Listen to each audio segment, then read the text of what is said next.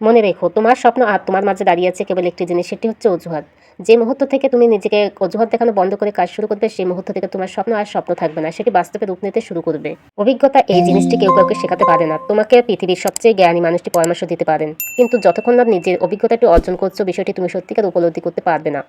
জীবনে অনেক বিষয় আছে যেগুলো তোমার নিয়ন্ত্রণের বাইরে, এবং সেগুলো নিয়ে মাথা ঘামানোর মানে হয় না, কারণ এর বাইরেও তোমার হাতে হাজার হাজার জিনিস রয়েছে যেগুলো তুমি বিজয় করতে পারো। দাম্ভিক হওয়া সহজ, বিনয়ী হতে হলে প্রয়োজন অসাধারণ আত্মসম্মান এবং মানসিক শক্তিমত্তা। ব্যর্থ হওয়া মানে হেরে যাওয়া না, ব্যর্থতা মানে নতুন করে আবার শুরু করার প্রেরণা। হাল ছেড়ে দেওয়া মানেই হেরে যাওয়া।